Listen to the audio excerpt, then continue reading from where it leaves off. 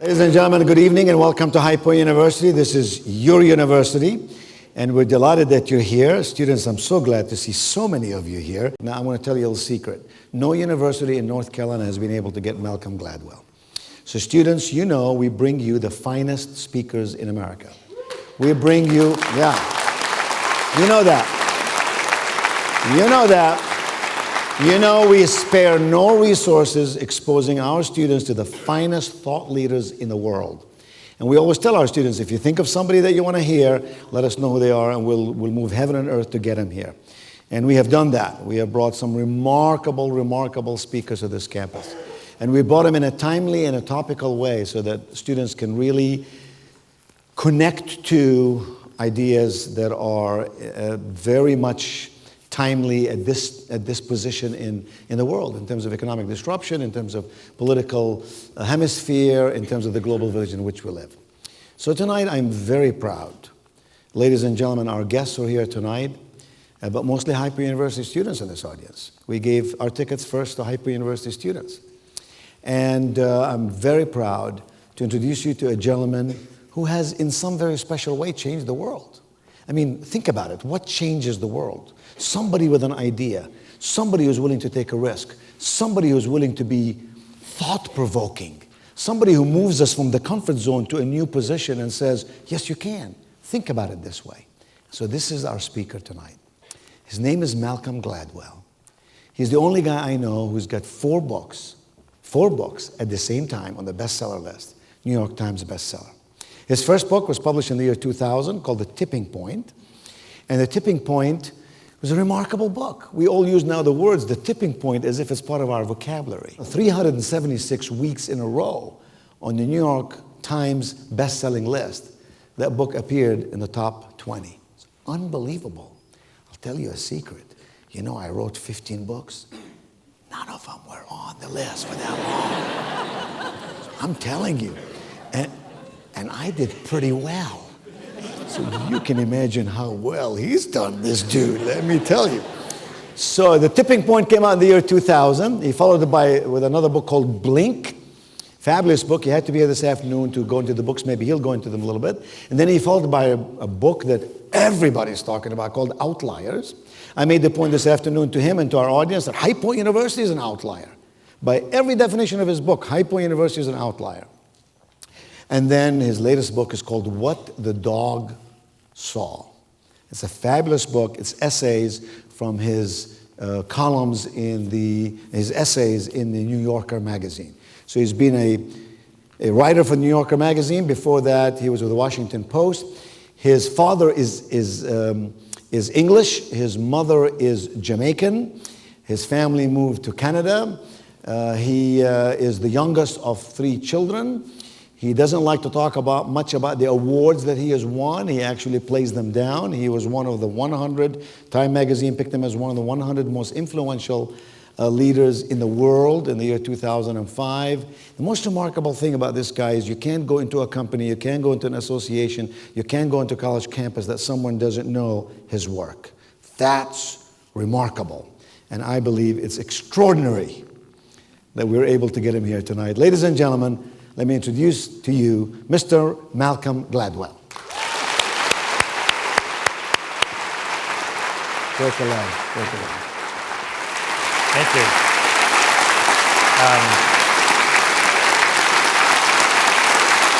Thank you for that. It's a very nice introduction that was actually written by my mother and sent to... I'm delighted to be here in North Carolina. Usually when I'm in North Carolina, I'm hanging out with Duke fans, and I have to pretend that I'm a Duke fan, or I'm hanging out with people who are fans of UNC, and I have to pretend I'm fans of UNC. So I'm very pleased to be here tonight, and I can finally tell the truth, which is that I only cheer for Big Ten teams. And I'm thrilled to be in this extraordinary place. And I would love to stay longer, but I'm leaving tonight because I worried that if I stayed until tomorrow, I would be put to work in construction on one of those, one of the 19 new buildings that you're... by the way, I live in New York City, and my first thought was in Manhattan, and my first thought when I came here today was that I was really, really, when I heard about like what's happened here in the last 5 years, that I was really grateful that High Point is not in Manhattan, because you would have expanded into Central Park, and I really do enjoy the park. So I wanted to give a talk this evening about an episode that that all of us, I think, would rather have been done and forgotten. And that episode is the financial crisis. We like to pretend it never happened, don't we? But I had a conversation a couple weeks ago with a friend of mine who works for a hedge fund, and she said to me, she said, Malcolm, they're back. I said, what do you mean? She goes, well, all of that attitude that was around in 2007, nothing's changed. When my friend said that when she goes down and talks to traders at investment banks and things like that, they're behaving with the same kind of attitude they had back then. And it struck me that we had missed an opportunity in this country to actually learn from that crisis. The great benefit of crises like that is they are opportunities for us to examine our assumptions and our behavior and to do better next time. And I think we did a really lousy job of doing that kind of examination of the financial crisis. So what I thought I would do this evening is do an examination of the financial crisis. Maybe try and start a conversation in which we learn about what went wrong and why it went wrong. And hopefully at the end I'll have some time when we can do some Q&A. It'll be very informal because I guess there won't be microphones, but you can all speak up. But I'll see how our time goes. But I wanted to, the part of the financial crisis I want to talk about is not the technical side. I'm not going to talk about derivatives and subprime mortgages and all that stuff because I don't really understand that, and nor, by the way, did many of the people on Wall Street. Instead, I want to talk about something that has always fascinated me about the financial crisis, which was that this was a crisis that was caused by a group of people who were very, very good at their jobs, right? Who were really smart, well-educated, highly experienced people. Now that's weird, because normally when we think about people who are involved or implicated in some catastrophe, we explain their failure, the catastrophe, by pointing to some flaw, by some deficit, something that went badly wrong. We explain the Second World War by saying that the guy who started it, Hitler, was a lunatic in the grip of a powerful and debilitating and psychotic prejudice, right? If any of you were to drive home tonight and get into a car accident, we would explain the car accident by pointing to what went wrong. You were distracted. You were on your cell phone. Something went wrong with your car. You'd been drinking. I mean, you were a bad driver. You're an inexperienced driver. You got your license a week ago. I mean, we would come up with all kinds of reasons why you didn't perform at the level we wanted you to perform. The last thing we would say is that you got into a car accident because you're a good driver, right? But that's precisely the situation that we're in with the financial crisis. These guys they were mostly guys, they weren't drunk or distracted or inexperienced or in the grip of some powerful psychosis. No, they were thoughtful, educated, interesting people with deep experience in their fields who nevertheless made a series of catastrophic mistakes. This was an example, in other words, of expert failure. And I think expert failure is a really fascinating topic. First, because I don't think we have a good understanding of what it means. What it means when people fail because they're good at something. And secondly, because I think that in the world that we live in, as it gets more and more technologically complex, expert failure is going to be something we're going to confront again and again and again. And we better get a grip on what it means and where it comes from. So that's what I want to talk about tonight, which is what does it mean when good people make mistakes, right? Smart people make mistakes. And to do that, I want to tell you a story. And I want to tell you a story from a world that has perhaps thought more about this particular problem than any other, and that is the world of the military. And the story I want to tell you is the story of the Battle of Chancellorsville in the American Civil War. Now, for those of you who are Civil War buffs, I apologize. A lot of this is going to be familiar to you. But the Battle of Chancellorsville took place in the spring of 1863. And it was at a time at the midpoint of the Civil War, right smack dab in the middle, when the outcome was still very much in doubt. And at that point, in the northern theater of the war, the North and South, the battle line in between North and South was divided by the Rappahannock River, which runs through the middle of Virginia, east to west. And the North was dug in on the northern side, and the South was dug in along the hills along the southern side. And the commander of the Southern Army, of the rebel army at that point, was Robert E. Lee, right? The most famous and the most brilliant general, perhaps in all of American history. And at that point in the war, he had won 4 consecutive devastating victories over the Union troops. He was the most feared military figure in the entire conflict, a man of extraordinary brilliance and integrity. And that made the North very, very nervous. And the North was also very, very nervous because their troops at that point in the battle were in very, very poor shape. They had just lost 4 consecutive battles to Lee. They were demoralized. People were deserting in droves. They hadn't been paid in 7 months. They were barely being fed. There was outbreaks of dysentery and smallpox and typhus. I mean, they were in incredibly rough shape.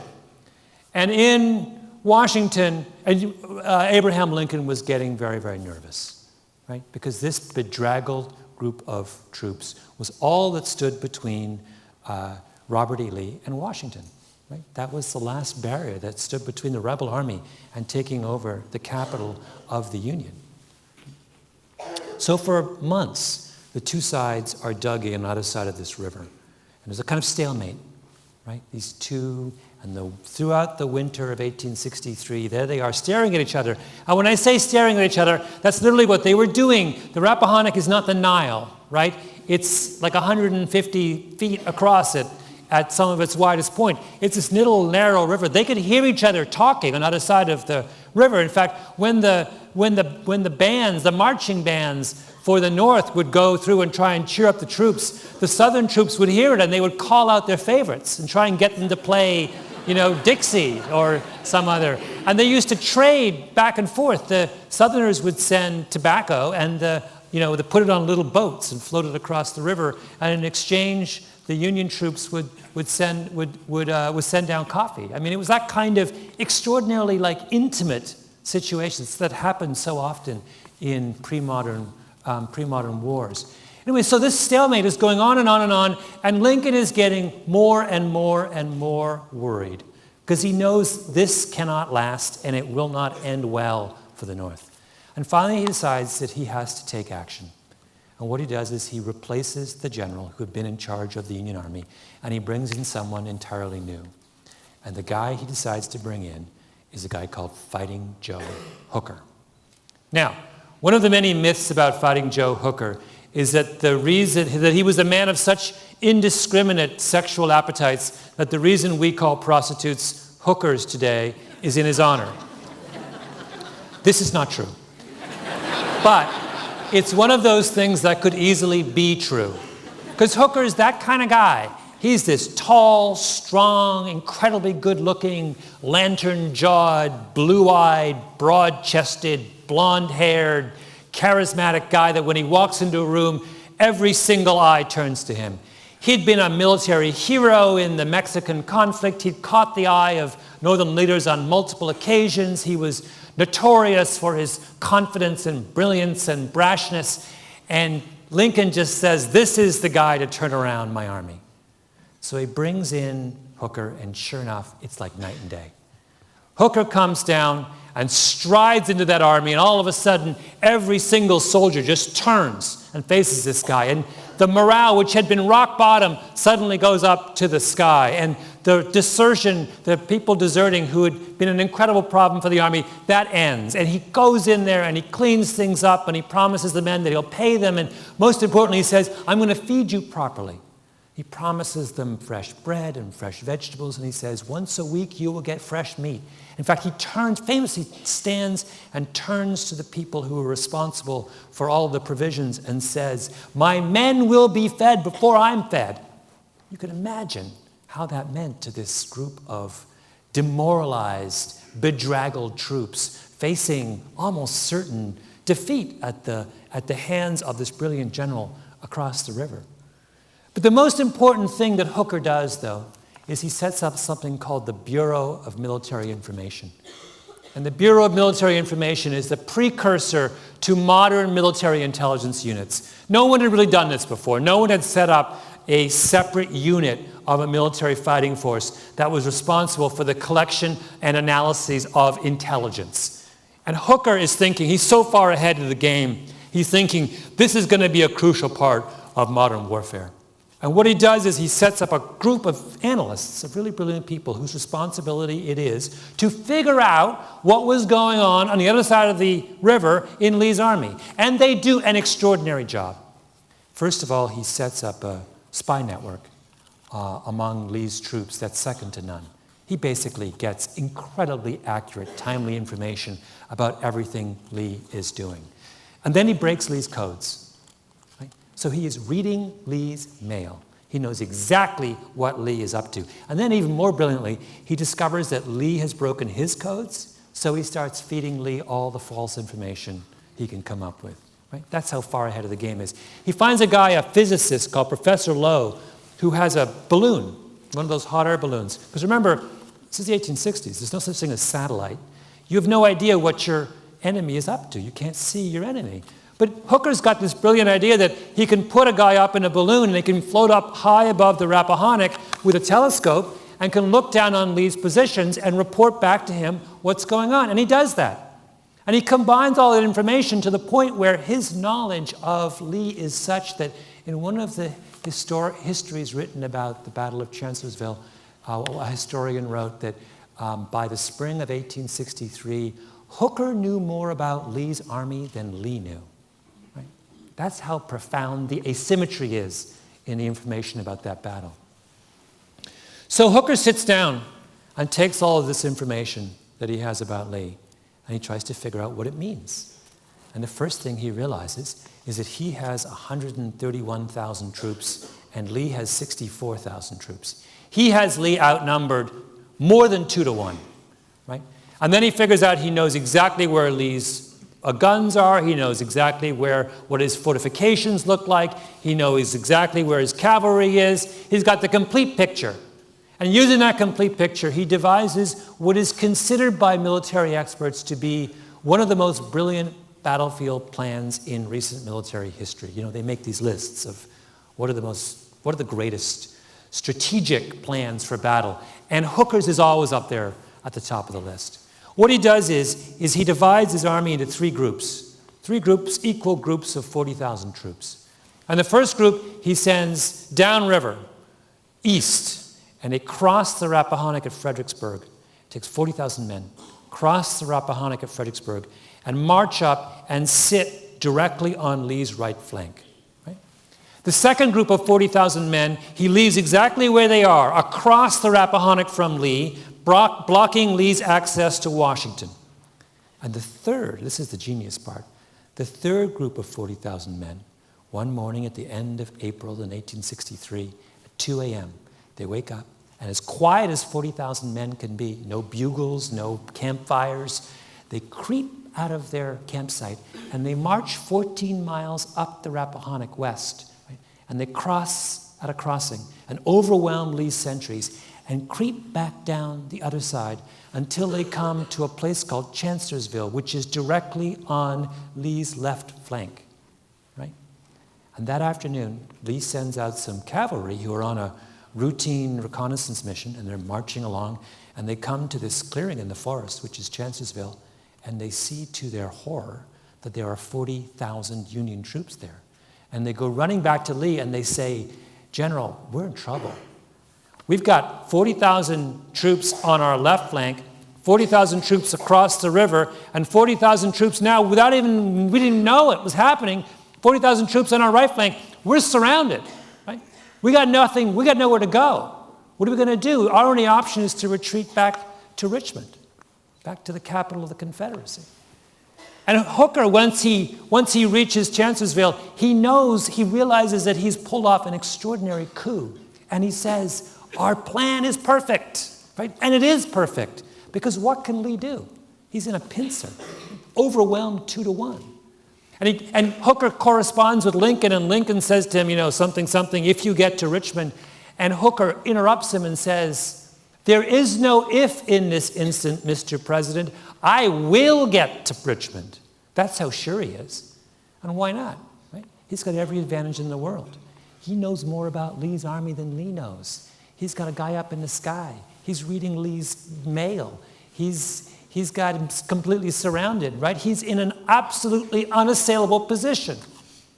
So that night that they arrive in Chancellorsville, Hooker puts together this big stage in the front of the clearing, and he gathers all of his men in front of him. And he stands up on the stage, this tall, blue-eyed, lantern-jawed, broad-chested, handsome, charismatic man, and he gives this extraordinarily rousing speech under a beautiful moonlit sky.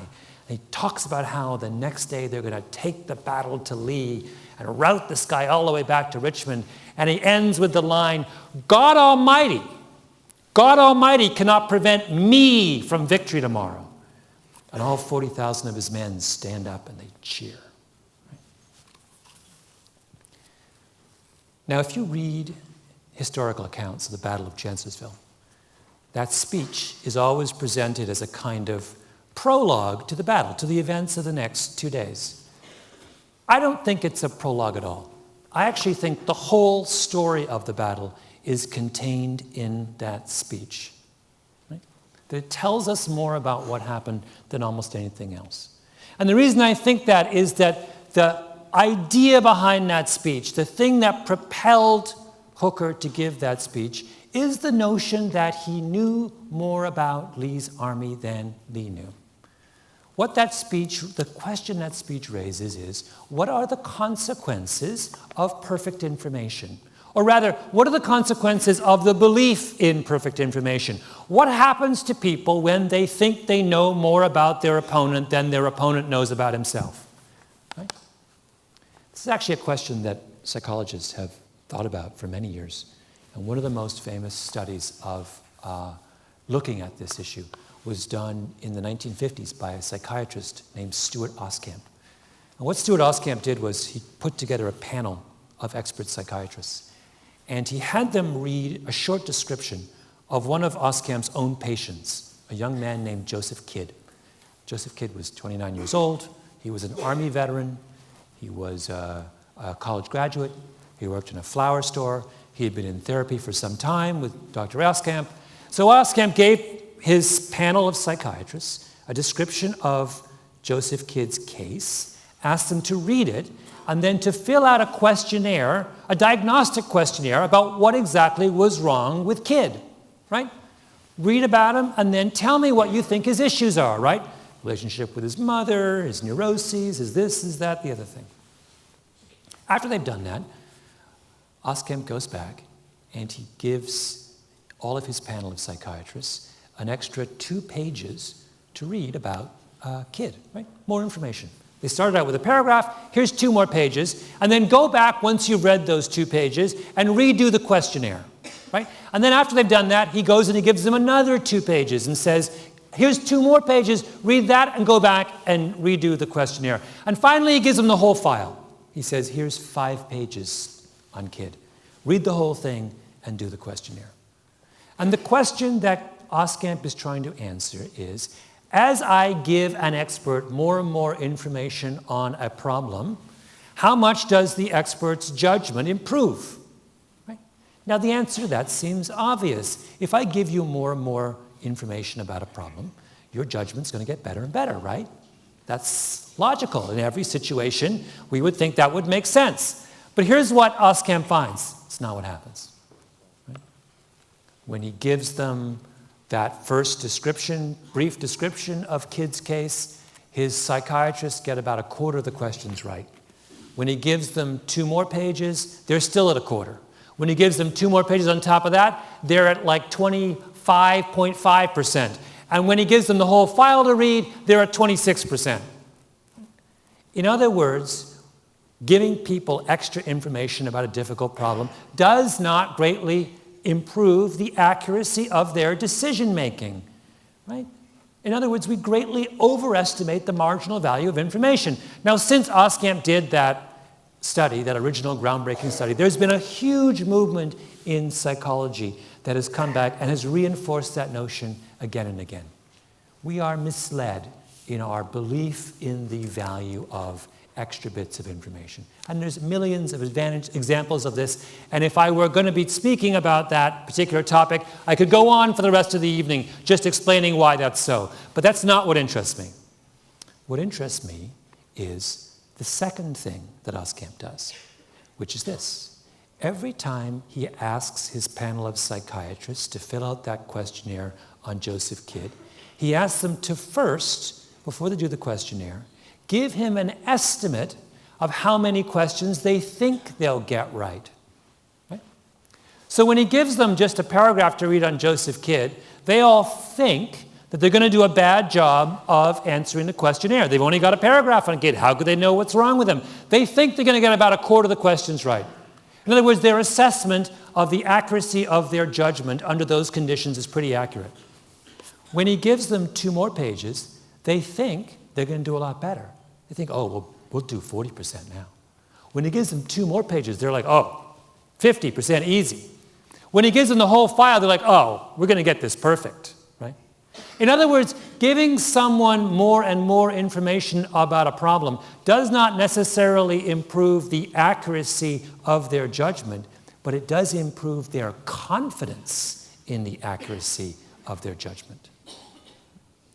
The technical word for that problem is called miscalibration. Miscalibration refers to the difference between how good you really are and how good you think you are. And when you look at the mistakes made by experts, what you see again and again is miscalibration. This is how experts screw up, right? They screw up because they're good, and then they think they're even better than good. So remember back at the beginning of the Iraq War. Remember when Baghdad falls, we're 2 weeks in, and George Bush is videotaped on a aircraft carrier wearing a flight suit, and he looks at the camera and he goes like this and he goes, "Mission accomplished," right? That's miscalibration, right? We were a very, very good army, but we weren't that good, right? We're not good enough to bring peace and order and democracy and good government to Iraq in 2 weeks, right? Mission not accomplished. Mission still, in fact, not accomplished, right? That's miscalibration. Now, miscalibration is actually, overconfidence is actually a really interesting concept if you think about it. And what's interesting about it is how profoundly different it is from the traditional kind of failure that we think about, which is incompetence. So incompetence is are mistakes made by people who don't know enough, right? But overconfidence is mistakes made by people who know a lot. The reason those psychiatrists were miscalibrated when it came to Joseph Kidd is precisely because they were really smart. They were expert psychiatrists, and we gave them lots of information about Kidd. Their failure was a function of their knowledge, right? Incompetence is the disease of idiots. Overconfidence is the disease of experts. The second difference between these two things is there's two kinds of failure, is there's a huge difference in the consequences of these two sorts of failure. Incompetent people make lots and lots of mistakes, right? They're incompetent. Of course they make lots of mistakes. But their mistakes don't matter so much. Why? Because they're incompetent. Right? They're not in positions of responsibility. They're incompetent. So we keep them down there, and sure, they do lots of little things, but it doesn't matter much. Mistakes of overconfidence, on the other hand, are hugely consequential. Why? Because they're made by experts. They're made by people who are running companies and running countries and running governments. And when they screw up, it really, really matters. Incompetence annoys me. Overconfidence terrifies me. Third and most crucial distinction between these two kinds of failure. and that is that we are profoundly conflicted about overconfidence. Right? We're not about incompetence. Incompetence, we're really clear on. We hate it. And we do a really good job of rooting it out. When we find people who are incompetent, we either fire them or we retrain them or we give them one chance or 3 strikes and you're out. I mean, no society, maybe in history, has done a better job at finding and getting rid of incompetent people. But overconfidence, not so clear. If you're in the hospital and it's the day before you're about to have brain surgery and the brain surgeon sits down with you and takes your hand in his and says, everything's going to be okay, right? That's overconfidence, right? That's miscalibration. He doesn't know everything's going to be okay. Most of what could happen to you over the course of that operation is outside of his control. He has no clue. He hasn't even opened up your head yet. How does he know everything's going to be okay? But do you want your brain surgeon on the night before the operation to take your hand in his and say, No. What you want is the guy who is tall and strong with a big barrel chest and a lantern jaw and blue eyes and blonde hair and charismatic and stands up on that stage on a beautiful moonlit night and says, God Almighty cannot prevent me from victory tomorrow. So, back to Chancellorsville. Chancellorsville is in a part of Virginia, central Virginia, called the Wilderness. And it's called the Wilderness because in colonial times there had been a foundry there, and they had chopped down all of the old-growth forest to feed the furnace of the foundry. And in its place had grown up this really thick underbrush of kind of scrub oak and pine and other things, and almost impenetrable, this kind of underbrush. And what people had done in that area is they had cleared these narrow, winding roads, and one big clearing, which was the town of Chancellorsville, 70 acres in the middle.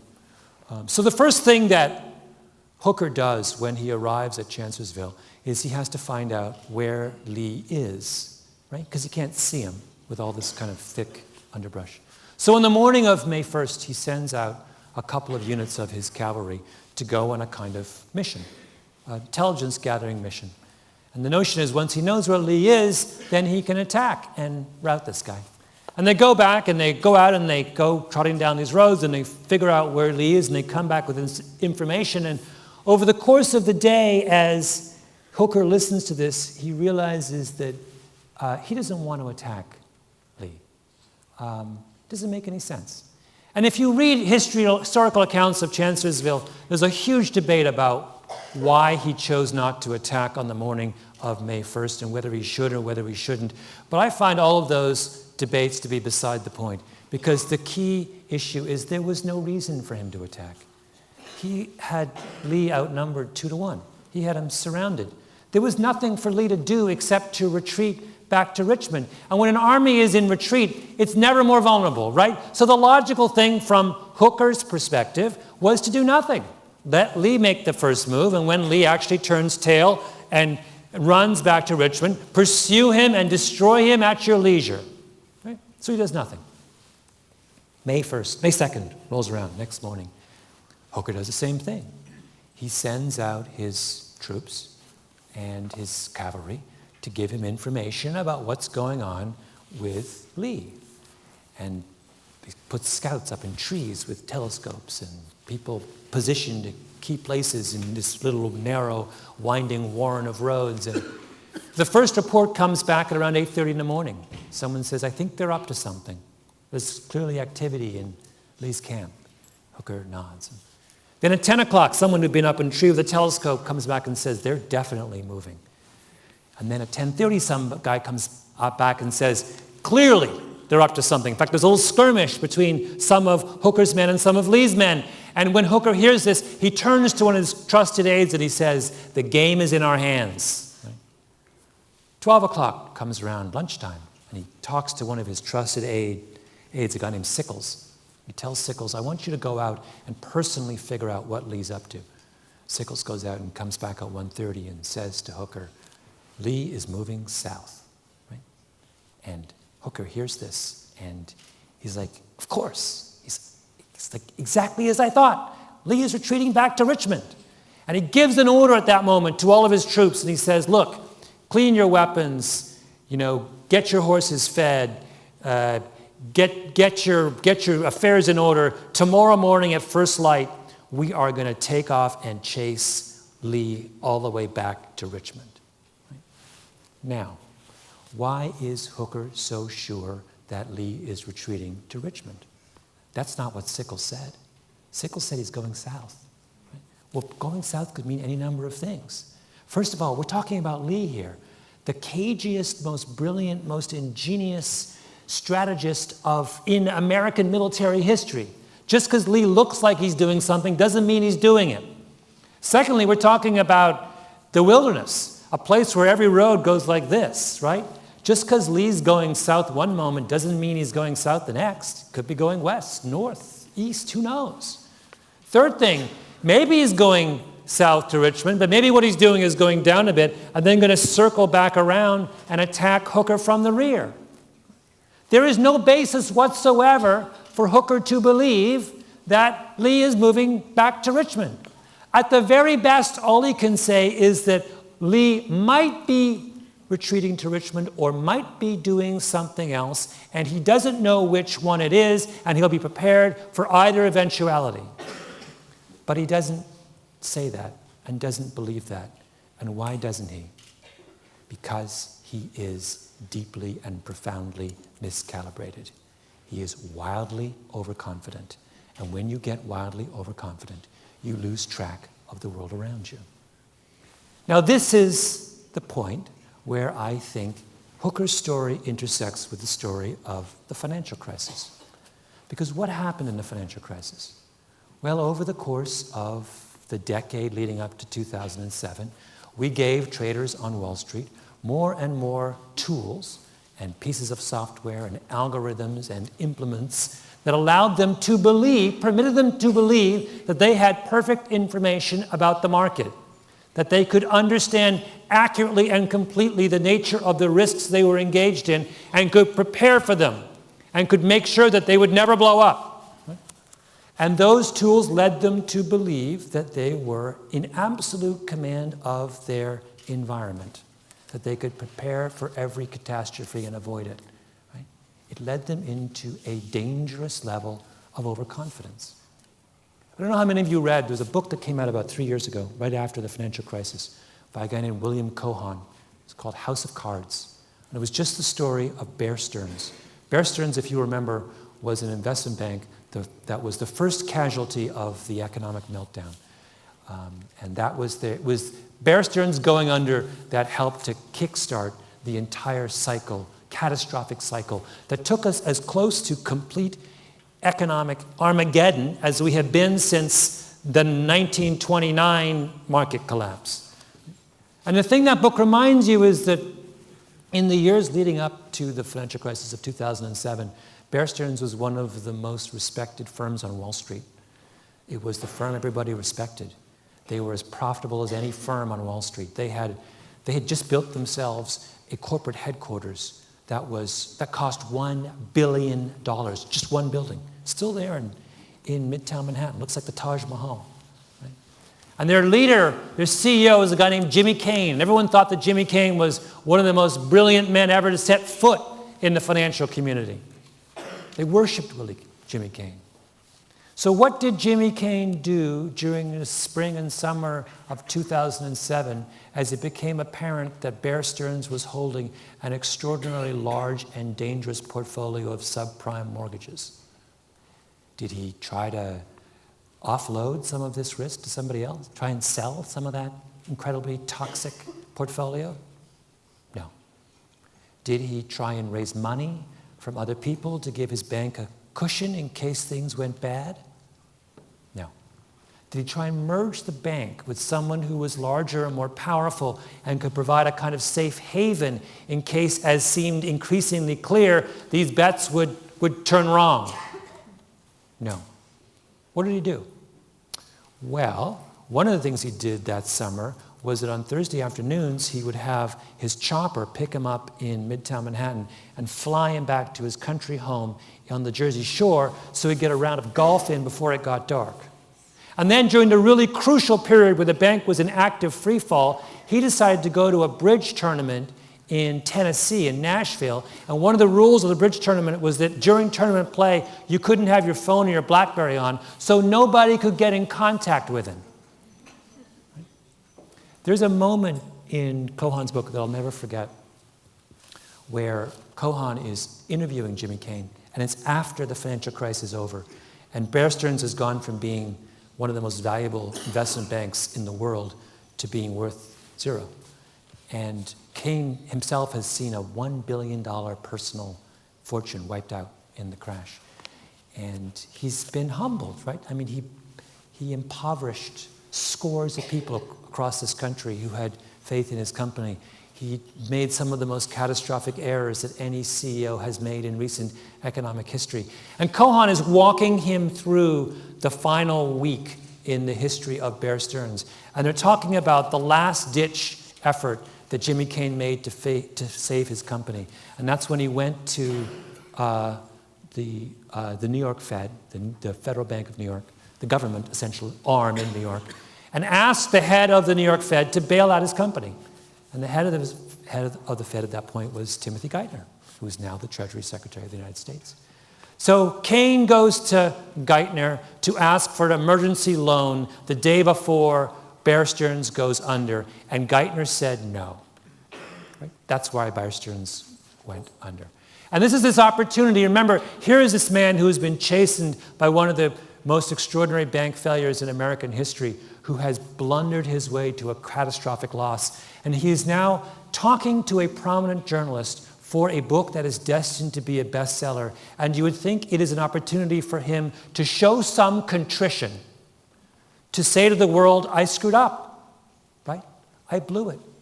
I destroyed the livelihood of tens of thousands of Americans because of my own stupidity. Right? But that's not what he says. This is what he says. I have to find it.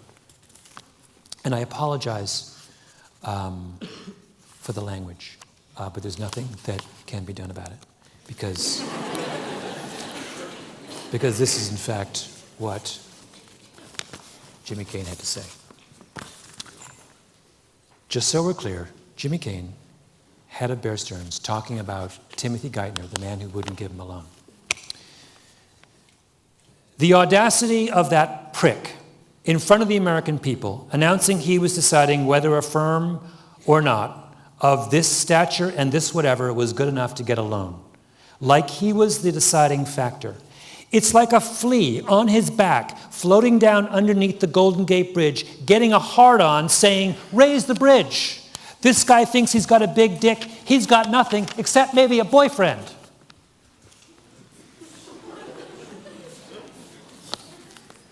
This is the savviest man on Wall Street. This is how he handles his own personal disaster. Now, I'm not saying they're all like that. No, of course they weren't. Not all. No other banker was nearly as foul and as delusional as Jimmy Cain at his lowest moment. But there is a pattern here that we have to recognize. And that is the pattern that happens to the expert. The expert has success and gets confident. As a result of that confidence, they have more success. As a result of that greater success, they grow to be overconfident. And as a result of that overconfidence, they begin to make catastrophic errors. Exactly the same thing happened in 1929. The Bear Stearns of 1929 was Goldman Sachs. Goldman Sachs was this high-flying investment bank in 1929. And the head of Goldman Sachs in 1929 was a guy named Waddell Catchings. And Waddell Catchings was the wunderkind of Wall Street. He was this tall, handsome, charismatic, square-jawed, barrel-chested, blue-eyed, blonde-haired genius who everyone thought was the most brilliant man they'd ever seen. And in the summer of 1929, Waddell Catchings started a hedge fund at Goldman Sachs and made ever more extravagant bets that all were predicated on the fact that the market would keep rising and rising and rising and rising. And he took every penny of all of the investors of Goldman Sachs and all the partners of Goldman Sachs and invested in these wild bets And in August of 1929, the chairman of Goldman Sachs, the grandson of the founder, Walter Sachs, who was vacationing in Europe, heard about what Waddell Catchings was up to and became alarmed. And he rushed back from Europe, as much as you can rush back from Europe in 1929. And he goes to see Waddell Catchings at his suite in the plaza, and he says, "Are you crazy?" Right? And Waddell Catchings turns to Walter Sachs and says, "The problem with you, Walter, is that you have no imagination." And 2 months later, right, end of October 1929, boom, everything goes boom, south. Goldman Sachs is wiped out, right? They don't make another penny in profit until 1949, 20 years later. They settled the last lawsuit from that hedge fund in 1969, 40 years later. That's how completely that man destroyed that investment bank by virtue of his miscalibration. And the lesson of Waddell Catchings is the same as the lesson of Jimmy Cain, which is the same as the lesson of what happened in Battle of Chancellorsville, right? Which is people who are profoundly in the grip of miscalibration lose contact with reality. The world around them changes, and they don't see it. So, back to Chancellorsville one more time. It's now the afternoon of May 2nd. There are people up in the trees looking what Lee is up to. And they begin to realize that Lee has changed. It's not marching anymore. His troops have stopped, and they don't look like they're going back to Richmond, right? So some kid who's up in a tree comes running back with the news to Hooker that, no, Lee looks like he's preparing for battle. And he's met with taunts. People say, no, you're just a coward, crazy. Then a senior officer in Hooker's army goes and personally observes what are clearly signs that Lee is getting ready for something serious, and goes back and writes a note to Hooker saying, Lee is massing for battle. For God's sake, take measures to receive him. Right? Hooker care less. Another guy sees actually them setting their guns up and like getting in formation, and comes rushing back to Hooker. And now it's like 3:30, 4 o'clock, and says, Hooker, this is really serious. Hooker's people won't even let him into the headquarters, won't let him talk to Hooker. 6 o'clock. It's dinner time. Remember I said that one of the promises that Hooker made to his men way back when was that once a week they would eat meat? Well, this was meat day. So Hooker orders the cows from the rear of the supply chain to be brought up to the front and slaughtered, and steaks were distributed to all the men, and they took off their coats and they put their rifles off to the side, and they started to barbecue meat. Right? And this beautiful aroma of barbecued beef filled the air, and a marching band went to all the men, playing these extraordinary patriotic songs, getting them psyched up for what was going to happen the next day, and the mood was jubilant and optimistic, and they were full of the kind of fire and fight that comes with people who know the next day they're going to rout their enemy. As they sit there, they hear this really strange noise. It's coming from the underbrush over at the edge of the clearing, and they don't know what it is, and so they kind of stop and they think, what is that? All of a sudden, they see all of these quail come rushing out of the forest as if they're being pursued by someone or something. All the men look at each other and just say, it's the damnedest thing. What could be causing that?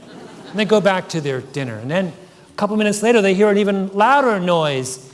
And this time, they look up and they see all these deer come rushing out of the underbrush as if they're being pursued by something. And the men look at each other and just say, what is going on? It's so strange. And they go back to their dinner. A minute passes, and they hear an even louder noise, and they look up, and this time it's Lee's men with their bayonets fixed, shouting out the rebel yell. And Hooker's army, who outnumbered their opponent 2-1, who knew more about their enemy than their enemy knew about themselves, who God Almighty could not prevent from victory, drop their stakes and abandon their rifles and run for their lives. Now there's a postscript. to the Battle of Chancellorsville. First thing is that Hooker is relieved of his command, that this being a moment in American history where if you screwed up, you lost your job. But Lee was emboldened. He had just pulled off one of the most extraordinary upsets in the annals of modern military history. Now it was his turn to be overconfident. And what did he do? Well, for the first time in the war, he decided he would carry the battle into Northern Territory. And he crossed over the Mason-Dixon line, and he marched with his men into Union Territory. Now he knew this was a risky move. Right? He knew that all of a sudden he was in unfriendly terrain. Right? Didn't know his way around. Locals weren't supporting him. He knew that his supply chain was stretched about as far as you could stretch a supply chain. He knew that he was on perilous ground with an army that had taken major losses over the course of the next 2 years, but he didn't care. He didn't care because he was in that same position that experts always get into when they become overconfident. And he marched through Union Territory until he came to a little town called Gettysburg. Right? And at Gettysburg, Lee was dealt the most grievous defeat of his career. And it's because of Gettysburg that today this is one country and not two.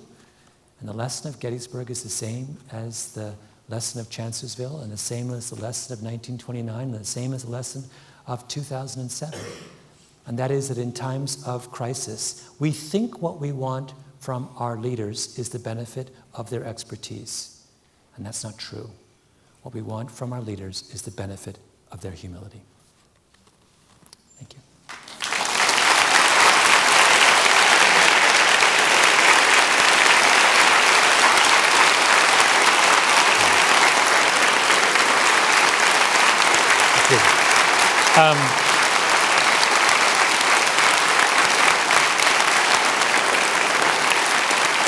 I think I can now see you. I couldn't actually see you before. So I didn't know whether there was 5 of you or in fact, 500 of you. So I'm enormously gratified now to learn that I've not been speaking to an empty house. But I think we have time for some questions. Like I say, this is going to be very informal. You'll have to shout them out, and I will repeat them so the rest of you can hear them. But if anyone, we got about 15 minutes, and maybe we can, if anyone has anything they would like to ask about, sure. Your personal favorite example of a leader who had enough confidence to inspire his population while still enough humility to avoid this? Oh, good question. What's an example of a leader who maintained his humility even as he had enough, while having enough confidence to inspire his troops? Because you're right, it's a balance. You don't want someone who is all humility, because in difficult times we need the reassurance of real leadership. But who has done a good job of keeping that in balance? Wow. Yeah, I mean there are some good. If you look at, someone just shouted out Roosevelt. I think that's not a bad suggestion. Part of what the way in which this kind of humility is often manifested is best manifested is people who are willing to keep listening. That is to say, who are willing to have a team around them that they respect and trust and continue to seek the counsel of. Right? They don't retreat into their own certainty. Hooker's problem is that he just stops talking to anybody. He's made up his mind that Lee's finished and he care less. Right? So if you look at leaders, the Second World War is not a bad example of what's interesting about the Second World War is the extent to which the Allied leadership in the Second World War was collective. It was many, many, many people contributing to the war effort, and they were all forced to listen to each other. Eisenhower was, for all of his faults, and he had some, was a listener, right?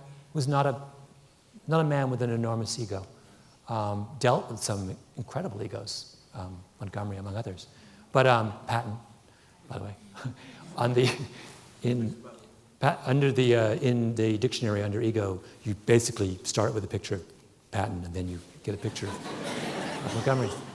So there are examples, but they are people who who have very consciously built a team. And that seems to be the key ingredient.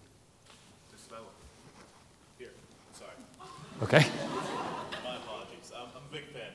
And one thing I've always been interested to see your opinion here is, for example, the overconfidence, okay, of America right now, to be the future global leaders, okay, and as well as the overconfidence of China and other emerging countries. Do you think right now we're in miscalibration, or do you think we're going to sustain our ability to lead the world in the future? Exactly things coming up right now with like energy technology. Where do you see us in a couple of years from now, and 10 years from now? Yeah. Well, I think that we have an opportunity right now, in the midst of our difficulties, to learn a little humility, to understand that we are not the dominant power that we were 20 years ago, or even 10 years ago, and to understand what the limitations, the real limitations of government are, both domestically and internationally. I happen to be, I can say this because I'm a Canadian, so I don't have any particular stake. But I mean, the two wars we've been fighting for the last 10 years are extraordinary. We're extraordinary acts of overconfidence, unparalleled. The notion, every single army that has gone into Afghanistan for the last 1,000 years has been defeated. Why did we think we could fail, we could succeed where everyone else has failed, right? It's just, there was a kind of failure to read, same thing, that notion of sailing into Iraq with no long-term planning, no notion this is going to be a long, drawn-out fight. When Colin Powell said, very early on, remember, you break it, you own it, right? He was the only one because he remembered Vietnam. He's like, this is not going to be over in a year. It's going to take a long, you have to be honest. If you want to do this, you have to be honest with the American people and say, I think we should invade Iraq, and by the way, expect 10 years and $2 trillion. That's the conversation we should have had. That is the honest, calibrated conversation, right? It's hard. We're not omnipotent, but if we want this and we're willing to commit to it, we can do it. We did not have that conversation, right? And we really should have. We did not have that conversation about Afghanistan, and we really should have. And I hope that in the future, when we want to embark on these kind of adventures, we're honest about what, I'm not even talking about the merits of the war. That's a separate issue. Argue about that all you want. I'm just saying that you need to have an accurate assessment about what you can and can't accomplish, and make that plain to the American people. And don't pretend you can waltz in and make it all good in some foreign country in 6 months, because that's lunacy, right? I hope that what we have learned from these two adventures, and by the way, $2 trillion is an understatement about what it's going to cost us at the end of the day. I hope that we have learned a little humility and about what you can accomplish with military force in today's world is really limited. And particularly if you are a superpower whose influence in the world is on the wane. I think there's an amazing opportunity for us to kind of re-examine who we are and what we want to do. There was a question here, yeah. If it took us overconfidence to get into the financial crisis, what's it going to take us to get out? Well, what it's going to take is, at this point, we have taken a series of regulatory steps, which I'm not, we can quarrel about how good they were. I'm not crazy about some of them. I don't know whether we have addressed the core issue, which is that there's a cultural problem in some of the financial markets, where we've forgotten what the function of financial markets are. That if people would like to roll the dice with their money or other people's money, that's fine. I have no problem. Go and do it. But you can't do it in such a way that imperils the whole system. So problem number one is making it very clear that if you are in a dominant position, if you are part of the structure of the financial health of this country, you can't play those games. Right? You just can't do it. I keep referring to Canada, but in Canada, we made a decision when we set up our banking regulation years ago that banking was going to be boring. And really clear. If you want excitement, don't go into banking. If you want to make a lot of money, don't go into banking. If you want to go into banking, be clear that regulators are going to be sitting right next to you the entire time. Your job is to build stable organizations that take a couple baby steps every year and have a decent return to their shareholders and never bet the farm. Right? That's a conscious decision, and the result was that in good times, Canadian banks did not as good as their American counterparts, but in bad times, they did exactly the same as they did in good times, right? Canada did not have a banking crisis. And if you look at the banks that did well in the over the course of the last couple of years, they were the boring ones, right? That's a cultural thing, though. It's nothing very hard to that requires people just to understand, look, that there is a certain level of risk that we can't take when we're part of the establishment, the infrastructure of the country. So that's a big part of it, is us just kind of scaling back our expectations of how much excitement can be generated from those kinds of fields. Right? I'd much rather, what's interesting to me is that in the financial realm, as I said in the very beginning, there are tons of really, really brilliant people working on Wall Street as traders. Really brilliant people who have a capacity for risk-taking and imagination, and they're putting all those extraordinary skills to use in some of the most least meaningful, devising ever more exotic derivative trades. Why? Why don't you go and start a company that creates wealth and employs people? Why would you put all that brilliance to use in something that is of such marginal value? And that's the other cultural piece of this. That I love people who are miscalibrated if they're taking chances, if they're trying to come out with a new computer or a piece of software, or they're doing the kind of entrepreneurs are miscalibrated. But that's what we want, miscalibration. We don't want people who are miscalibrated who are running major institutions. Right? Sure. What's your opinion on the Occupy Wall Street protest? Well, in the earlier iteration, I answered that question one way, and now I'll answer it another way. Because I worried, I live in Manhattan, and you know what Manhattan's like. It's like we're all so far to the left, and then you forget when you come to the rest of the country that the rest of the country is not. So we have to kind of be careful. Let me answer. So I answered it one way this afternoon. What I will say about this is that there is a core issue here that's pretty important, and that is that over the last 20 years, this country has undergone a transformation that is almost unprecedented certainly unprecedented in our history, with the exception of the Gilded Age. And that is that through the 50s and 60s, this was a country that had a great deal of economic equality. The gap between rich and poor was really quite narrow. That did not mean, and that when the gap between rich and poor is like this, it means that social mobility is enhanced. Right? It's actually pretty easy to go from the middle to the top and from the bottom to the middle, and that's a kind of healthy, vibrant, and it's no surprise that we were never stronger than when we were relatively economically equal. What has happened over the last 20 years, you all know this story, is that there has been this unprecedented movement of wealth to the top 5 and 1% of the country. And that's problematic for a number of reasons. That one, it threatens, we are now, you can use measures of economic inequality, where it's a really simple one, where you measure the gap between the 20th percentile and the 80th percentile. It's called the Gini coefficient. Just how much gap is there between the reasonably poor people and the reasonably wealthy people? We used to have a gap of this much, now we have this. The only countries that are more economically unequal than us right now are Hong Kong and Singapore. We're more economically unequal than Mexico. That's frightening. It's unsustainable. Right? We can't have a society where all of the income growth is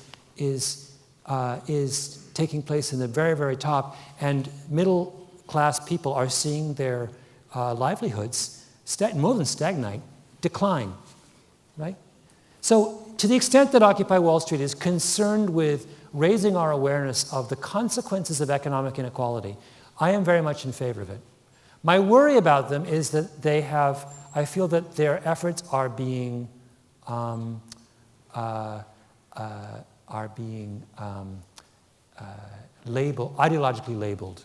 I don't think this has nothing to do with left and right, Democrat and Republican. You could make a very strong case, in fact, that Republicans should be more concerned with economic inequality than Democrats, right? Because economic growth and productivity and entrepreneurship come from conditions of relative inequality. So that's my worry. I worry that they've taken this in an ideological direction, and they shouldn't. This is something we should all be profoundly concerned about. We have time for one more question. So the pressure is really on. This has got to be a great question that everyone will remember for as long as, at least 10 or 15 minutes. Oh, there you are. I was just wondering, because you wrote the book Blink, which I think deals a lot with expertise as well as outliers and data expertise. Your talk tonight kind of goes against, kind of conflicts against that. Would you put an addendum in your book saying, expertise is a good thing, however, hubris, should be... Yeah. Could you kind of elaborate on that a little bit? Yeah, I don't know, I was really, all those books were written before the financial crisis. So the financial crisis had it had a very sobering effect on me. It is weird because what amazed me is how quickly we swept it under the rug. This is why I want to talk about that tonight. We came this close. I was at a conference, a hedge fund conference in New York.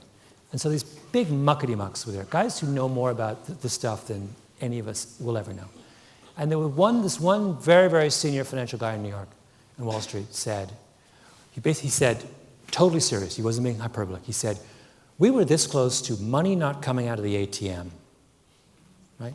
Do you realize how we skated this close to the precipice? Risked the entire thing. The entire thing could have come tumbling down. And we just barely escaped. And yet somehow we've shrugged it off and we don't want to talk about it anymore. Oh, whatever. That's 2007. Crazy.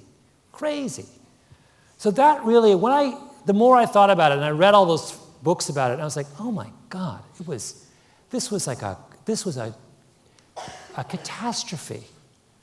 And that really made me rethink a lot of what I realize now, in some of my writing, and I'm not the only one. I think all of us were naive about expertise. And we forgot that it's not about how smart you are, it's about your values, right? I now care way more about someone's values than I cared before. I want to know, can that person stay on the straight and narrow? Will it go to their head or not? If it's going to go to their head, I don't care if they have an IQ of 180. I don't want them anywhere near any position of power. I want someone who understands that they are one small piece of a very large, complicated picture, and they need to keep their perspective, and they need to understand the importance of humility, and they need to rely on a team of like-minded and properly motivated people in order to get us through difficult times. And if they don't have that attitude, I'm not interested in them. All right. Thank you.